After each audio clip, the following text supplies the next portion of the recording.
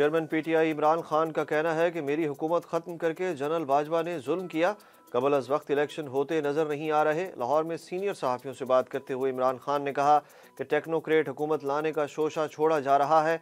Election के लिए हुकूमत से ज़्यादा इनके पीछे बैठे लोगों का राज़ी होना ज़रूरी है। इस वक्त स्टैब्लिशमेंट के साथ कोई राब्ता नहीं। अगर आइंदा इंतखाबात में पॉलिटिकल इंजीनियरिंग की गई तो नताइज अच्छे नहीं होंगे। साबिक वज़ीर आज़म ने कहा कि जनरल रिटायर्ड बाजवा ने इस मुल्क पर बड़ा जुल्म किया, हम डिफ़ॉल्ट के करीब खड़े हैं। जनरल रिटायर्ड बाजवा से हमारी हुकूमत के अच्छे वर्किंग रिलेशन रहे, उनके नज़दीक सियासतदानों की करप्शन बेमानी थी। पीटीआई रहनुमा फवाद चौधरी ने कहा है कि टेक्नोक्रेट हुकूमत को हरगिज़ कबूल नहीं करेंगे और आइन से बाहर कदम की भरपूर मज़ाहमत की जाएगी। इस्लामाबाद में प्रेस कॉन्फ्रेंस करते हुए तहरीक इंसाफ के रहनुमा फवाद चौधरी ने कहा कि 8 माह की हुकूमत में पहले डॉलर नहीं मिल रहा था और अब सोना भी नहीं मिल रहा क्योंकि लोग खरीद रहे हैं। इमरान खान की बेहतरीन हुकूमत को ख़त्म करके इन जोकरों की हुकूमत कायम करके इस्टेब्लिशमेंट ने गलती की। शहबाज हुकूमत नहीं चल रही, अब अमरीका से टेक्नोक्रेट लाएंगे। इमरान खान के बगैर मुल्क की सियासत बांझ है। इस्तीफ़ों की तस्दीक के लिए पीटीआई वक्त लेने के बावजूद स्पीकर से मिलने ना आया, मामला कल पर डाल दिया। स्पीकर कौमी असम्बली राजा परवेज अशरफ ने कहा कि पीटीआई के चीफ व्हिप आमिर डोगर आज मुलाकात के लिए नहीं आए और कल मुलाकात का कहा है। राजा परवेज अशरफ ने इस्लामाबाद में मीडिया से गुफ्तगू में कहा कि जत्थे की सूरत में मुलाकात नहीं होगी, रूल्स के मुताबिक सब मेंबरान से अलग अलग मुलाकातें होंगी।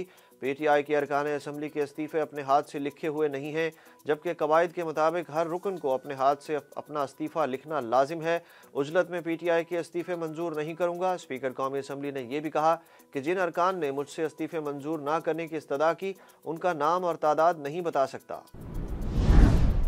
चेयरमैन पाकिस्तान तहरीक इंसाफ इमरान खान ने इस्लामाबाद में सियासी सरगर्मियां शुरू करने का फैसला कर लिया। ज़राए के मुताबिक इमरान खान ने जनवरी के पहले हफ्ते में बनी गाला आने का इरादा किया है। इमरान खान ने पार्टी क़यादत को बनी गाला आने से मुतल्लिक आगाह कर दिया। ज़राए के मुताबिक बनी गाला सेक्रेटरीट को इंतज़ामात मुकम्मल करने की हिदायत भी जारी कर दी गई। इस्लामाबाद बल्दियाती इंतखाबात मुलतवी होने के खिलाफ पीटीआई की दरख्वास्त गैर मुअस्सर करार। इस्लामाबाद हाई कोर्ट के जस्टिस मोहसिन अख्तर कयानी की सरबराही में 2 रुकनी बेंच ने समाअत की। इलेक्शन कमीशन के हुक्काम ने मुतालिब को बताया कि यूनियन कौंसल्स की तादाद बढ़ने की वजह से इलेक्शन मुलतवी किए।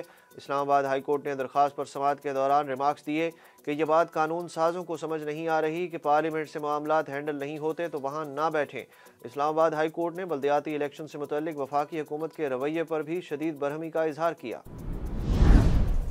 वजारत इत्तलात व नशरियात ने मुल्क में माली इमरजेंसी लगाने की खबरों को बेबुनियाद करार दे दिया। वजारत इत्तलात व नशरियात की जानिब से बयान जारी किया गया कि मुल्क में माली इमरजेंसी लगाने की खबरों में कोई सदाकत नहीं, ना ही कोई फैसला किया जा रहा है। गलत खबरों का फैलाना गैर कानूनी ही नहीं बल्कि गैर इखलाकी भी है। वजारत इत्तलात ने मजीद कहा कि काबीना डिवीजन के नाम से जारी करदा मुजव्वज़ा खत का हकीकत से ताल्लुक नहीं। सियासी गेम स्कोरिंग करके पाकिस्तानी मईशत को नुकसान पहुंचाया गया, पाकिस्तान डिफ़ॉल्ट नहीं करेगा।